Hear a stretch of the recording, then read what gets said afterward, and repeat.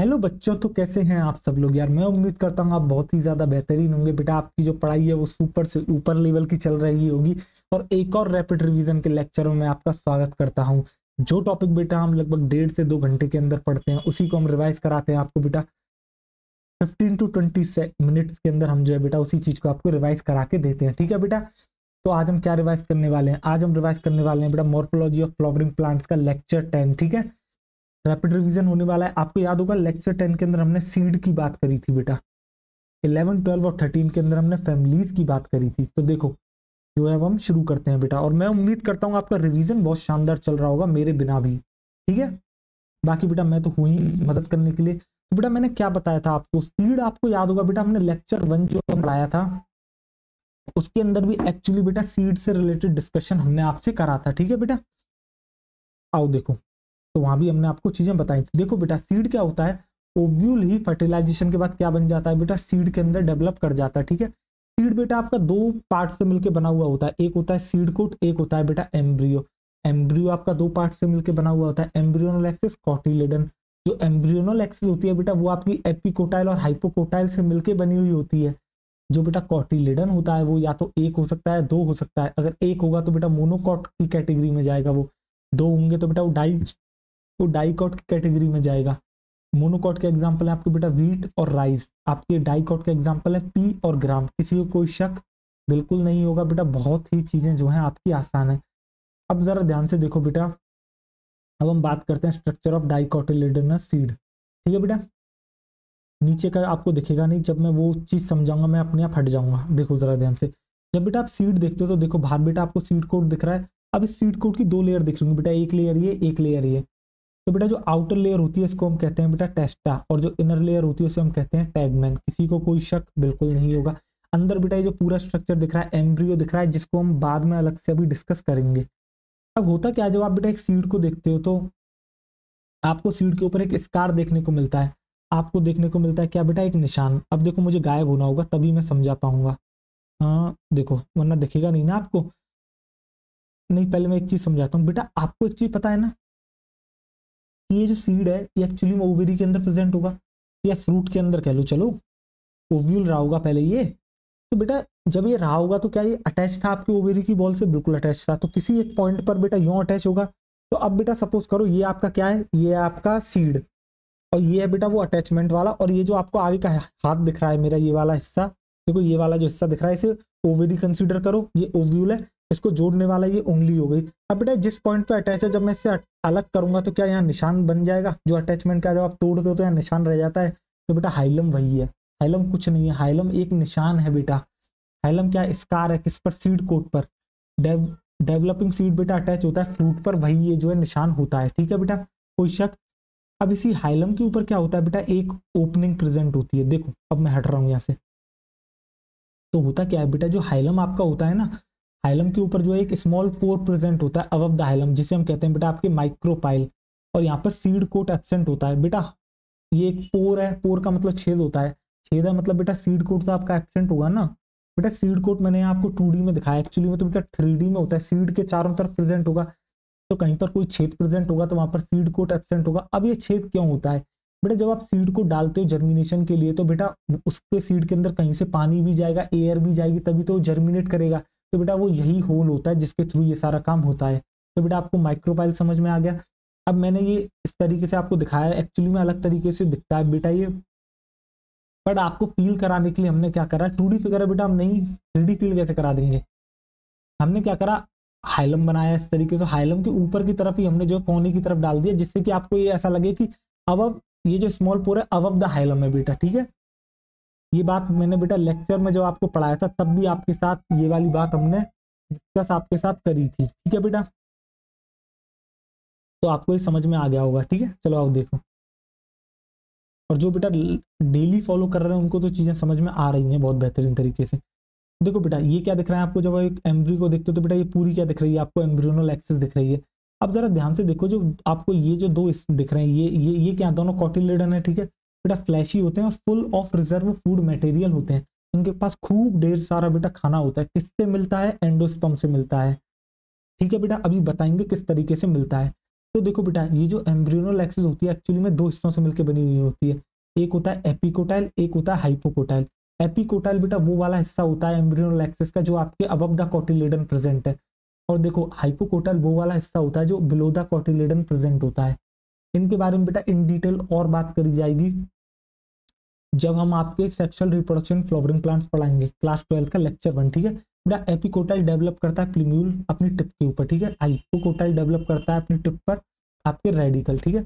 ये प्लीम्यूल आगे जाके फॉर्म करती है बेटा शूट, और रेडिकल बनाता है आगे जाके रूट, ठीक है बेटा। किसी को कोई शक नहीं होगा, कॉटिलेडन भी हमने आपको बता दिया। बाकी बेटा आपको ये रेडिकल, रूट, शूट, प्लीम्यूल ये सब कुछ आपको आता है, ये सब कुछ हम आपको बहुत बेहतरीन तरीके से करा चुके हैं। अब देखो बेटा एंडोस्पर्म नाम की बीमारी, जिसने हमसे प्लांट किंगडम पढ़ा था और बहुत बेहतरीन तरीके से पढ़ा होगा, उसे तो एंडोस्पर्म के बारे में थोड़ा थोड़ा नॉलेज है। क्यों? क्योंकि उसने हमसे बेटा क्या पढ़ लिया था, उसने हमसे जिम्नोस्पर्म पढ़ा था, वहां भी एंडोस्पर्म आया था। हालांकि वो एंडोस्पर्म हैप्लॉइड था।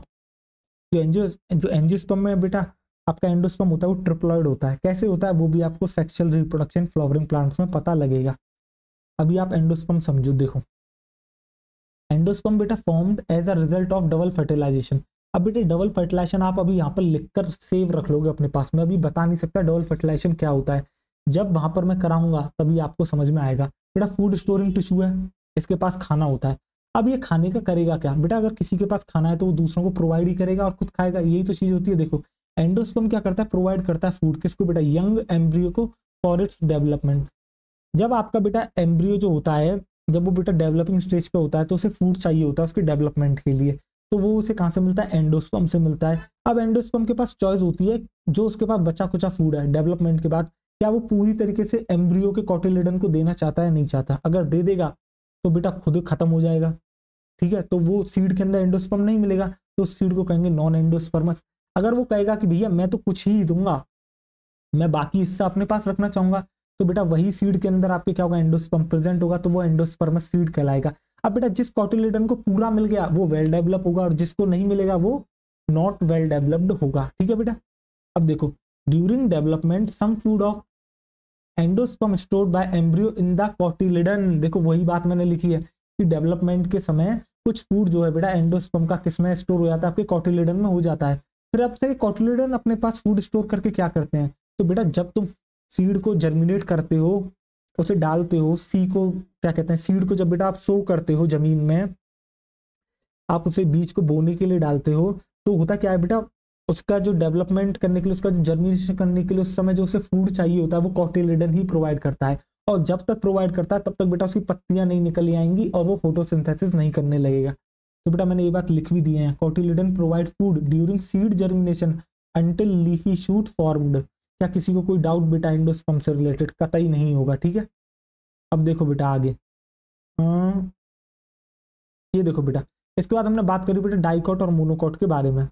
बेटा नीचे का दिख नहीं रहा होगा, मैं अभी हट जाऊंगा तब आपको दिखेगा, ठीक है। देखो तो बेटा डाइकॉट में क्या होता है, जितना भी खाना होता है एंडोस्पर्म का, देखो वो यूज हो जाता है डेवलपमेंट ऑफ एम्ब्रियो में और आपके कॉटिलेडन के भी डेवलपमेंट में, ठीक है बेटा।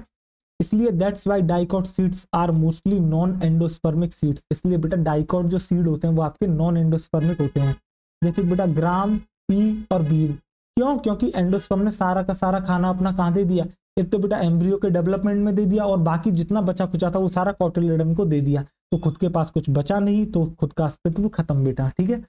एक्सेप्शन होता है बेटा कैस्टर, डाइकॉट होने के बावजूद एंडोस्पर्मिक सीड है, इसके अंदर एंडोस्पर्म मिलता है, ठीक है। बाकी बेटा मोनोकॉट में क्या होता है, जो फूड ऑफ एंडोस्पर्म होता है वो not completely consumed in the development of embryo. Cotyledon not well develop, क्यों? क्योंकि कॉटिलेडन को बेटा पूरा खाना जो है अपना, एंडोस्पर्म पूरा का पूरा खाना अपना कॉटिलेडन को नहीं देता, कुछ ही हिस्सा देता है, ठीक है। इसलिए मोनोकॉट सीड के पास एंडोस्पर्म होता है, और इसलिए मोनोकॉट सीड्स को हम कहते हैं बेटा एंडोस्पर्मिक सीड। और बेटा मोस्टली, देखो दोनों में ही मोस्टली शब्द यूज हुआ है। अब देखो मैं हट रहा हूं, देखो दोनों में ही मोस्टली शब्द यूज हुआ है, देखो यहाँ भी मोस्टली आया है, यहाँ भी मोस्टली आया है, क्यों? क्योंकि दोनों में ही एक्सेप्शन प्रेजेंट है बेटा। ऑर्किड मोनोकॉट होने के बावजूद नॉन एंडोस्पर्मिक है, ऑर्किड में कोई भी एंडोस्पर्म आपको देखने को नहीं मिलता है, ठीक है। इसके बाद हमने बेटा आपको पढ़ाया है ये स्ट्रक्चर ऑफ मोनोकॉट सीड। अब देखो बेटा मोनोकॉट सीड के स्ट्रक्चर की बात करते हैं, अब देखो ये रहा बेटा। तो बेटा इसमें हमने सबसे पहले आपको पढ़ाया एम्ब्रियो। देखो अब इसका एम्ब्रियो क्या होता है, आपको पता है बेटा एक ही कोटिलेडन होता है, वैसे तो बेटा दूसरा भी होता है पर बहुत छोटा होता है, जिसे हम एपीब्लास्ट कहते हैं, ठीक है, बहुत हाईली रिड्यूस्ड होता है, इसके कंपैरिजन में तो कुछ है नहीं, इसलिए हम कहते हैं एक ही कोटिलेडन। जो एक कोटिलेडन होता है बेटा उसे हम कहते हैं स्क्यूटेलम। देखो बेटा सिंगल होता है, लार्ज होता है और शील्ड शेप का होता है। देखो ये दिख रहा है बेटा, ये एम्ब्रियोनल एक्सिस दिख रही है आपको, ठीक है, और ये एम्ब्रियोनल एक्सिस कैसी होती है, शॉर्ट होती है। ऐसा नहीं लग रहा एम्ब्रियोनल एक्सिस ने इस तरीके से कुछ बेटा अपने आगे ढाल सी बना रखी है, इसलिए बेटा ये क्या है एक्चुअली में, तो बेटा आपका क्या कोटिलेडन है और ये शील्ड शेप की तरह दिखता है, ठीक है।